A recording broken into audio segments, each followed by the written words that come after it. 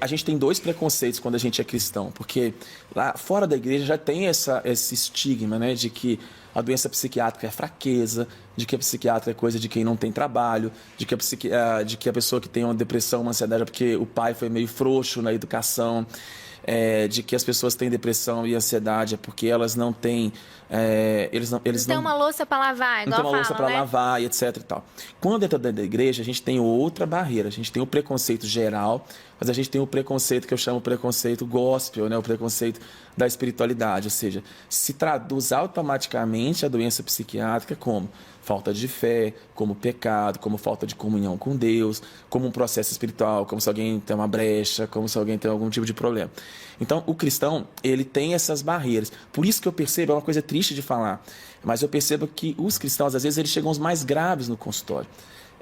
Porque eles protelam muito a ajuda, eles vão espiritualizando, eles vão deixando, então eles acabam chegando, às vezes com situações às vezes mais limítrofes do que as pessoas às vezes que não têm ali uma fé. Falta um pouco de praticidade. Nós vamos conversar, mas assim, de entender os papéis, né, do psiquiatra e tudo. E isso, sobre a causa das doenças, é uma coisa muito incompreendida, né? Quando eu faço uma enquete assim, sobre depressão, sobre qualquer coisa nas redes sociais, essa questão da causa espiritual, ela normalmente já vem assim muito forte na mente das pessoas, ou seja, depressão é uma coisa espiritual. Mas a Bíblia diz que nós somos corpo, né? Então, ou seja, uma natureza biológica, nós somos alma, nós temos a natureza psicológica e nós somos seres espirituais. Então, nós somos seres com um espírito que nasce de novo.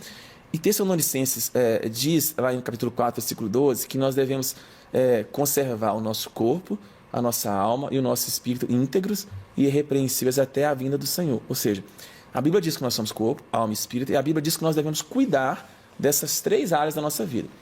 Mas o cristão, normalmente, ele foca muito mais a carga no espiritual. E ele tem uma negligência no que é do corpo e no que é emocional. Por que eu estou dizendo isso? As doenças psiquiátricas, por exemplo, a depressão, nós sabemos que ela é um distúrbio do cérebro, ou seja, as pessoas com depressão, elas têm áreas do cérebro que são afetadas, onde o cérebro não funciona adequadamente. Antigamente, nós achávamos assim que essas pessoas com depressão, elas tinham uma baixa de serotonina, que elas tinham uma baixa de dopamina, uma baixa de noradrenalina, que são o que a gente chama de neurotransmissores, ou seja, a gente tem substâncias químicas que fazem o nosso cérebro funcionar perfeitamente. É como se fosse uma gasolina que fizesse os nossos neurônios comunicarem bem entre si.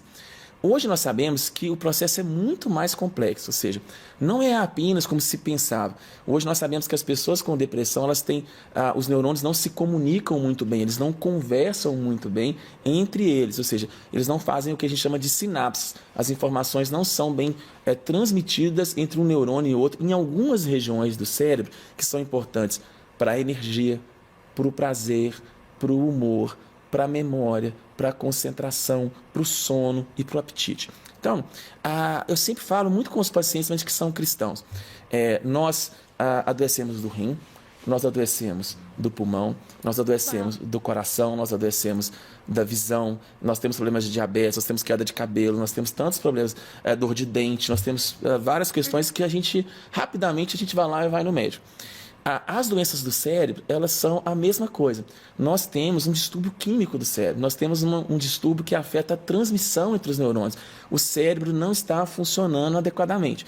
É lógico que nós vamos entrar, podemos conversar sobre as causas da depressão, a gente pode falar um pouquinho sobre isso, mas de imediato é muito importante a gente já quebrar esse paradigma, que a depressão é uma doença, é um transtorno mental, que ele tem um substrato no cérebro como qualquer outra doença. Se a gente já entende isso, a gente já começa a entrar num caminho melhor para a cura. Ou seja, eu brinco muito com os pacientes, olha, livre de doenças, livre de problemas, livre de enfermidades, nós só quando Jesus voltar e dar para a gente um corpo glorificado.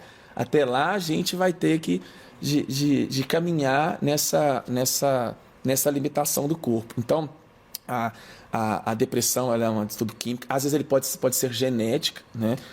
E aí, eu não sei se você já escutou alguma vez alguém dizer assim que de maldição hereditária, exatamente, e tudo, que tem às vezes assim um espírito maligno na família. Minha avó teve, minha mãe teve, eu tive, é uma maldição hereditária, mas às vezes não é hereditário, né? É hereditário, mas é genético. Genético. Né? Nós às vezes assim, nós temos uma dificuldade, por exemplo, eu estou perdendo meus cabelos, né?